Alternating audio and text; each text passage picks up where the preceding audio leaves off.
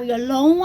Ryan ကိုလုံးဝမအပ်ပေးတော့ပါဘူး Ryan နဲ့အပ်ပေးမှယူမှာမယ်ဆိုလဲမင်းတို့မရောင်းပေးတော့ဘူးအဲ့ Ryan ရဲ့အချိုးမပြေမှုကလေတော်အချိုးမပြေတာငါတို့ပစ္စည်းငါတို့ပြန်ယူမယ်ဆိုတော့ကြာမရဘူးနဲ့နင်တို့အဲ့လောက်ဒီ system တွေကောင်းနေရင်ငါတို့ပစ္စည်းပြောက်စားအကြောင်းမရှိဘူးတက်လုံး Royal တခိုး Delhi ဘတော်မှမတုံးဘူးအားလုံးပဲမင်္ဂလာပါတကယ်ချင်းတို့ကျွန်တော်ကတော့ဆိုင်းကြီးပါဗျဒီကနေ့တကယ်ချင်းတို့ကျွန်တော်တင်ဆက်ပေးခြင်းတဲ့သတင်းလေးကတော့ Ryan Express ဆိုရင်တော့တော်တော်များများသိကြမှာပါဗျာနော်ကျွန်တော်မြန်မာနိုင်ငံရဲ့လုပ်ငန်းတော်တော်များများကိုသူကထိန်းချုပ်ထားတယ်လို့ပဲပြောရမယ်ဗျာနော်မြန်မာနိုင်ငံရဲ့နေရာတော်တော်များများကိုနော်ပစ္စည်းအပို့အယူအလွဲအပြောင်းတွေကိုတည်တက်နဲ့လှုပ်ဆောင်လို့နာမည်ကြီးတယ်ဗျအစပိုင်းကတော့ Ryan Express ကနာမည်ကြီးပြီးတော့အခုနောက်ပိုင်းမှာပေါ့နော်အဲ့ Ryan Express ကိုလူပြောတော်တော်များလာတယ်ဗျအဲ့ဒါတော့ကောင်းတဲ့မဟုတ်ဘဲနဲ့မကောင်းတဲ့နေဗျဒီ Ryan Express ကပေါ့နော်ပစ္စည်းတွေဘာတွေပျောက်သွားရင်လဲပစ္စည်းရဲ့တန်ဖိုးအတိုင်းကိုပြန်ရုံမပြီးဘဲနဲ့ပေါ့နော်စေသိန်းတန်ရင်9000သိန်းဘူးလောက်ပဲပြန်ရောတာတို့တချို့ပစ္စည်းတွေဆိုရင် customer လက်ထဲကိုမရောက်ထားဘဲနဲ့ပေါ့နော်သူတို့ရုံးဝင်ထမ်းကလူတွေဖောက်ပြဲထားတာတောင်ရှိတယ်လို့ဒီ customer တော်တော်များများက complaint တက်လာတာလည်းတွေ့ရတယ်ဗျတကယ်ချင်းတို့လည်းဘ ഹു တုတာရတဲ့အနေနဲ့ဒီ Ryan Express နဲ့ပေါ့နော်ပူပေါင်းလှုပ်ဆောင်တဲ့သူတွေကဘယ်လိုအခက်အခဲရှိလာလဲဆိုတာကိုသူတို့ရဲ့အခက်အခဲလေးကိုမျှဝေထားတဲ့ဗီဒီယိုလေးတွေရှိတယ်ဗျကဲကျွန်တော်နဲ့အတူတူဆောင်းအောင်လိုက်ကြည့်ခဲ့ပါအောင်ဗျနော်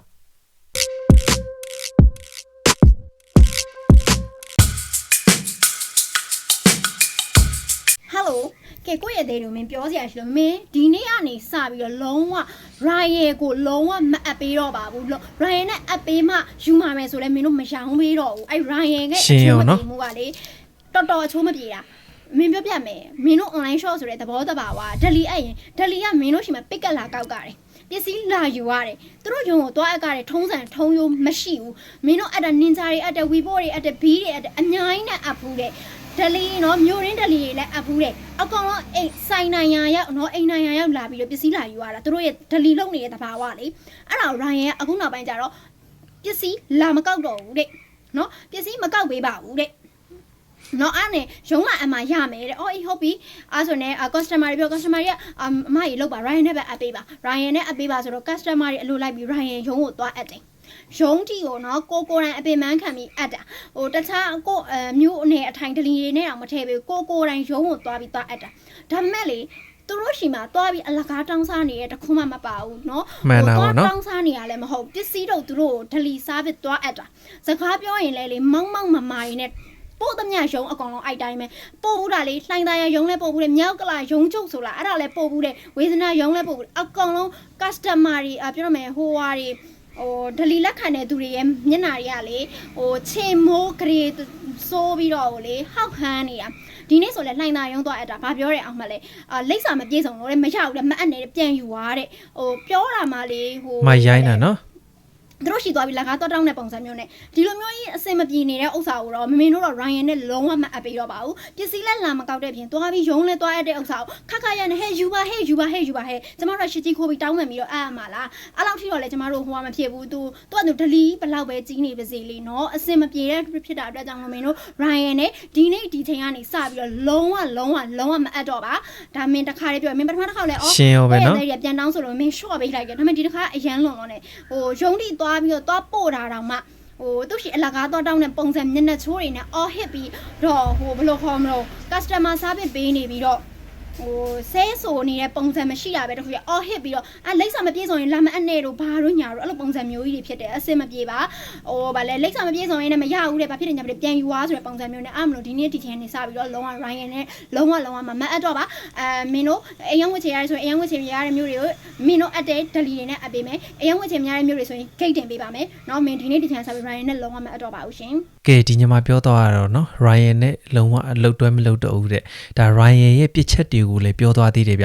ျမြန်မာနိုင်ငံရဲ့ဒလီပို့ဆောင်မှုမှာသူကတော်တော်ကြီးတဲ့ကုမ္ပဏီဖြစ်နေတဲ့အတွက်ပေါ့နော်တော်တော်များများကသူနဲ့လက်တွဲလုပ်ကြတယ်ဗျအောင်မြင်လာတာနဲ့အမျှပေါ့နော်အဲ့အောင်မြင်မှုရဲ့နောက်ွယ်မှာ customer တွေကိုစားပစ်ပေးတာမတက်ဘူးဆိုရင်เนาะအခုလိုပဲဖြစ်မှာပဲဗျသူတို့စီမှာ customer တွေကအလကားသွားလုံနေရမဟုတ်ဗျာเนาะပတ်စံပေးပြီးတော့သူတို့ရောက်ချင်တဲ့နေရာတွေကိုပတ်စံပေးပြီးတော့သွားတာအဲ့ဒါကိုเนาะဒီလို Delhi ကုမ္ပဏီကြီးတွေရဲ့ဝန်ထမ်းတွေကအချိုးမပြေဘူးဖြစ်နေတာเนาะကဲနောက်ထပ်အမားတွေကလည်းပေါ့เนาะသူတို့အစင်မပြေတဲ့အကြောင်းတွေကိုဆက်လက်ပြီးတော့ပြောပြထားသေးတယ်ဗျတကယ်ချင်းတို့လည်းလိုက်ပါကြည့်ရှုနားထောင်ပေးပါအောင်ဗျာเนาะ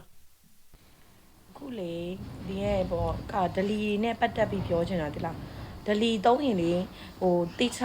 ျပေါ့နော်စိတ်ချရတဲ့ဒလီသုံးတော့ခုချမ်းတော့မှာပစ္စည်းတွေပတ်စံတွေလွှဲပြီး Ryan မြန်နေဆိုပြီးအခါညာတို့ပစ္စည်းပြောင်းတောင်းမယူနော် မခိုင်တို့တခုပြောချင်တာ Ryan နဲ့ဆိုမခိုင်တို့ပစ္စည်းအပင်တာဝန်မယူဘူးနော်မခိုင်တို့ကိုယ်တိုင်ကိုကဟိုကြုံလိုက်ရတဲ့အဖြစ်ပြက်ကလေးပေါ့နော်အခုကသူတို့ပုံစံကဘယ်လိုဖြစ်လဲနောက်ဆုံးလေလူတွေအလုံးမရှိတာ Ryan မှာတော့ပစ္စည်းတော့ခိုးလိုက် ပစ္စည်းတရားခိုးနှစ်သိန်းပဲရော်တယ်တဲ့ အခုမခိုင်တို့ပစ္စည်းပျောက်တာ CCTV ထဲမှာလည်းမြင်ရတယ်ဆိုတော့သူတို့ပစ္စည်းတွေအကုန်လုံးမခိုင်တို့ပစ္စည်းအကုန်ထွက်ကြတော့ရင်းနဲ့ပစ္စည်းတက်မိုးတိုင်းပေးရောပါမယ်တဲ့သူတို့ဖောက်လိုက်တဲ့ပစ္စည်းအကုန်ထွက်ကြတယ်အဲ့ထက်မှပစ္စည်းကအထုပ်ကြီး2ထုပ်ကောပါတယ်အထက်မှာအထည်တွေ40ကျော်ပါတယ်ကွာအဲ့ဒါကိုသူတို့ကပြန်ထည့်လိုက်ပြီးတော့ဘေးနားမှာပုံထားလိုက်တယ် ဘယ်ချိန်ပိတ်မယ်လဲမသိဘူးနော် ဘယ်ချိန်ပိတ်လဲမသိဘူး အမထဲလိုက်တဲ့ကောင်လေးကတယောက်အဲ့လိုမျိုးပြည်သားတို့ထ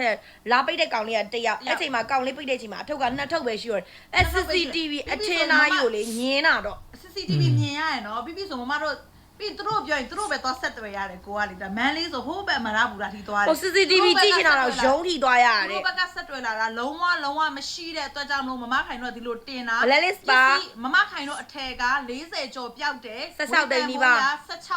ပါးရှိတယ်နော်အဲ့ဒါကိုဘာပြောလဲဆိုတော့အမှန်အကန်တာဖြစ်ခဲ့လို့ရှိရင်2သိန်းပေးရောပါမယ်ဆိုဟဲ့ငါပြောမယ် right ရဲ့နင်တို့စီမှာပဲငါတို့လာပြီးလှုပ်တော့မှာပေါ့စိုက်တဲ့သူများပစ္စည်းကိုစိုက်တယ်လို့ခိုးမယ်လေပြီး2သိန်းရောမယ်လေရလား ပြစစ်စစ်ရတော့ကိုပစ္စည်းကိုပြပျောက်လို့လိုက်တာတော့မှလေအရေးမလောက်ဘူးတော့ဟုတ်လား ပြန်ပြောပြပါမယ် ကျမနားမလဲဘူးအဲ့ကျမနားလဲကိစ္စမဟုတ်လေ Royal သုံးချင်တယ်ပြောတယ်နာမည်တက်ပြီးသူတို့လည်းအချိန်ချင်းပြောပြီးတာနင်တို့ငါတို့ဘာတာဝန်ယူတာဝန်ခံမှုမှမလုပ်ပေးဘူးဆိုရင်ငါတို့ကတော့ပြောတင်တာပြောရမှာပဲလို့ပဲပြောပြီးတာအခုချိန်ကြီးဘာမှပေါ်မလာဘူး15ရက်နေ့မှာပျောက်တယ်အခု23ရက်နေ့ဆိုတာလည်းမမခိုင်တို့လက်ခံစရာအကြောင်းမရှိဘူးပျောက်သွားတာ16သိန်းပိုးလောက်ရှိတယ်ငါတို့ဆက်သွယ်ပြီးငါတို့တောင်းမှန်ပြီးတခေါမှမပြောဘဲနဲ့အဲ့လိုလက်လို့စပယ်လောက်တာငါတို့မကျေနပ်ဘူးပြောပြီးတာ Royal ရုံးကလူတွေရန်ကုန်ရုံးကလူတွေသိပါစေတခိုးတွေသိပါစေရန်ကုန်ရုံးကတခိုးတွေဘာလို့လဲဆိုနင်တို့ရန်ကုန်ရုံးကနင်တို့လူတွေနဲ့နင်တို့ manager နေနေတာပေါင်းစားတော့အထည်ဆိုင်နေများဖွင့်နေကြလားဖုန်းဆိုင်နေများဖွင့်နေကြလား cosmetic ဆိုင်နေများဖွင့်နေကြလားမသိဘူးဟဲ့ဒီကနေ့ပြောတယ်ဒီမှာပစ္စည်းပျောက်တယ်တိတ်လေးစက်ဆိုမျိုးဖြောင်းလိုက်တာလေ cosmetic ငါတို့ကဒါမပြီးသေးဘူးငါတို့ Facebook ပေါ်ငါတို့တင်အောင်မှာ Raya blacklist ပါကဲကြည့်အောင်နော် Ryan ရုံးကလူတွေလည်းဒီအကြောင်းလေးကိုမြင်ပါစေဗျာနော်သူတို့ရဲ့အားနည်းချက်ကိုမြင်ပြီးတော့ဒါအမြန်ဆုံးပြင်နိုင်ပါစေဒါပေမဲ့ Ryan ကတော့ဒီလိုမျိုးပြင်နေဆိုတော့ထုံးစံတော့မချဘူးဗျာနော်အခုလည်းကြည့်အောင်လေးဗျာနော်16သိန်းကြီးတောင်ပျောက်တာဒါသူတို့အမှားဖြစ်ရင်ပေါ့နော်2သိန်းပြန်ရုံမဲတဲ့ကဲကြည့်အောင်လေးဗျာနော်တန်ဖိုးကအများကြီးกว่าတယ်16သိန်းနဲ့သူတို့ပြန်ရုံမဲ2သိန်းနဲ့ဘာဖြစ်ဖြစ်ပတ်စံယူပြီးတော့လှုပ်ထားတာဆိုတော့သူတို့ရဲ့တာဝန်ကိုသူတို့အပြည့်အဝယူသင့်နေဗျာနော်channel ကိုအထက်အခက်လို့ Raya မှာပစ္စည်းတစ်ခုခုပြရင် channel ကတာဝန်မယူပေးဘူးနော်အဲ့ပစ္စည်းကို Raya တခိုးပါ Raya ကိုနာမည်ပြောင်းရမယ်တခိုးဟုတ်တယ်ဒလီနာမည်ဒီတခိုးနော်ငါပြပြမယ်နော်ငါတို့ပစ္စည်းပြောက်တယ်ငါတို့မှနစ်နာတူငါတို့တစ်ချက်မှမတောင်းမှန်ဘူးတစ်ချက်မှရေးမငါတို့ပဲဆက်ရတယ်အဲ့ဘလို့အချိန်နေရှိတယ်ဟောဒေါ်လာရေမိုးမိုးနေတို့တော့ဟုတ်ကဲ့ဟုတ်ကဲ့ညီမတို့ကတော့ပြမှုထင်ရှားတဲ့အကြောင်းမရှိတဲ့အကြောင်းပြနိုင်ပါတယ်ပြောရအောင်ဒီမှာသူတို့စီမှာသူတို့တင်ပေးလိုက်တဲ့ kg က38 kg ငါတို့စီရောက်တော့25 kg အဲ့ပစ္စည်းပြောက်ပါတယ်ဆိုရင်ဂျားထဲမှာဖောက်စစ်လည်းလက်ခံနိုင်သေးတယ်ဖောက်စစ်တာတစ်ထည်နှစ်ထည်ရောလက်ခံတယ်အထည်40တစ်ထည်ရောလာတယ်လူကလေအဲ့ဒီတလောစိတ်စင်မပြေဘူးဈေးတာရောင်းနေရစိတ်စင်မပြေဘူးဆိုတာကိုချွေနေစာနဲ့လောက်ထားတဲ့ပတ်စံလေးနည်းနည်းနော်ပတ်စံမဟုတ်16သိန်းမဲကျမတို့မှာကလေးလေးတစ်ဖက်နဲ့လေနေပူကြီးထဲလဲသွားရတယ်သူတို့ရောမလေးနည်းနည်းနော်မဟုတ်နော်အယုံနှစ်ခေါက်သွားရတယ်စောင်းဝင်ထဲမှာလည်းစောက်ဖက်တာမလုပ်ဘူးတော့ပြောလိုက် Ryan မှာလုံးတော့ပဲတော်တော့ရတော့သူတို့ပုံစံနဲ့နင်းတို့စိုက်တယ်လို့တင်လေဟုတ်ကဲ့ပဲငါတို့အဲ့လိုလုံးမှာနောက်ဆိုလဲဟုတ်ကဲ့ကျွန်တော်ပြောလိုက်ဒီနေ့ထိလေမန်လေးရုံးကမန်နေဂျာဆိုတဲ့အကောင်ငါ့ကိုဆက်တွယ်မယ်ဆိုပြီးမဆက်တွယ်ဘူးအေးမင်းချွန်းဆိုတဲ့ဟာမဆက်တွယ်ဘူးငါပဲဆက်တွယ်ရတယ်ညဘာခဲတွယ်နင်တို့ဝင်နေမဟုတ်လို့ CCTV ကိုမပြနိုင်တာလေငါတို့ကတော့မလုံးချင်တော့လုံးချင်နင်တို့အများကြီးပဲငါပြောမယ် CCTV ဆိုတာလဲငါတို့ထဲမှာရှိတယ်နော်ငါတို့မပြ CCTV ပြပြရတယ်ပါဆယ်ထုတ်တဲ့ပုံနဲ့ဖွင့်တဲ့ပုံနဲ့ဘယ်သူကယုံမှာလဲပါဆယ်ထုတ်ကြီးကိုကွယ်ပြီးလှေကားပေးနာမှာသွားကွယ်ပြီးထားထားတာကြီးအဲ့လောက်ရှိတော့မငတ်ကြပါနဲ့ဟုတ်ပြီလား Ryan နာမည်မဟုတ် Ryan ဒလီနာမည်ပြောင်းနေတော့တခိုးဒလီငါပြောမယ်အလုံးမရှိနေလို့ Ryan မှာသွားလို့ပြီးခိုးကြစိုက်တလောက်ခိုး2သိန်းရောမယ်နော်စိုက်တလောက်ခိုးနော်သူများပစ္စည်းဘယ်လိုပြော2သိန်းပဲရောမယ်သွားလောက်ကြ Ryan ငါတို့ကတင်တယ်ဘာပြီးမှငါတို့လာမပြောနဲ့နင်တို့ငါတို့တာဝန်ယူတာဝန်ခံမှုဘာမှမရှိဘူးလေပြောပြီးတော့မခိုင်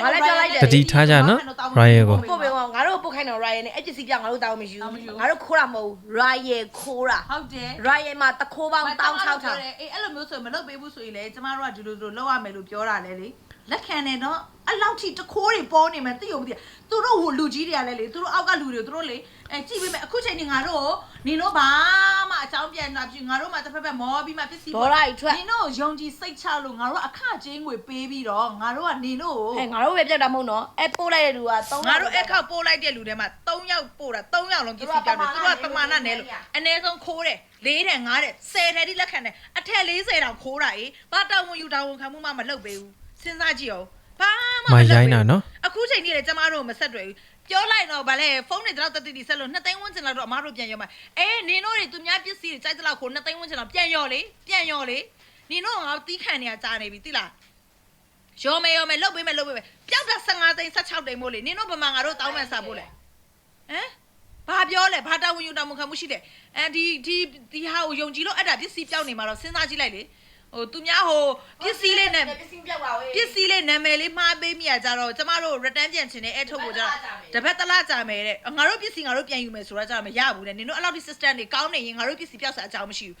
တက်လို့ royal တခိုးတယ်လီဘတော်မှမမှန်တာပေါ့တကယ်ချင်းများအားလုံးဗီဒီယိုလေးကတော့ဒီလောက်ပါဗျာနော်တကယ်ချင်းတို့တွေ့တဲ့အတိုင်းပဲ Ryan Expert ကတော့လူပြောတော်တော်များနေပြီဗျာနော်ပစ္စည်းပို့လိုက်တဲ့ပစ္စည်းတွေကပျောက်တာရှာတာနဲ့နော်ပြန်ရော်ပြီးတော့လဲပျောက်သွားတဲ့အတိုင်းပြန်ရော်ပေးတာမဟုတ်ဘူးဗျာနော်အစများစွာခွာပြီးတော့ပြန်ရော်ပေးတာဒီအမားတွေပြောသလိုပဲဗျာနော်အဲ့ဒီဝန်ထမ်းထဲမှာတွေတခိုးတွေရှိတယ်ဗျဘာပဲဖြစ်ဖြစ်ကိုအလုပ်တဲ့အလုပ်ကတော့တာဝန်ယူမှုတာဝန်ခံမှုတော့ရှိရတာပေါ့ဗျာနော်ဒါကြောင့်မလို့ကျွန်တော်အကြံပေးချင်တာပေါ့ဒီ Royal ရုံးကလူတွေလည်းဒီဗီဒီယိုလေးကိုမြင်ပြီးတော့ပေါ့နော်ကိုယ့်ရဲ့အားနည်းချက်ကိုအကောင်းဆုံးပြင်ဆင်ကြပါလို့ကျွန်တော်ဒီနေရာနေပြီးတော့ပြောချင်တယ်ဗျာနော်တကယ်ချင်းတို့ဒီ Ryan နဲ့ပတ်သက်ပြီးတော့ပေါ့နော်စိတ်ညစ်စရာတွေဒီလိုမျိုးအငင်းပွားစရာတွေဖြစ်ဖူးတဲ့လူရှိရင်လည်းကျွန်တော်အောက်မှာ comment လေးနဲ့ share ပေးသွားပါအောင်ဗျာနော်ကဲဒီနေ့ဗီဒီယိုလေးကတော့ဒီလောက်ပါဗျာနော်နောက်ထပ်ဗီဒီယိုမှာကျွန်တော်တို့ပြန်လည်ဆုံတွေ့ကြမယ်ဗျာနော်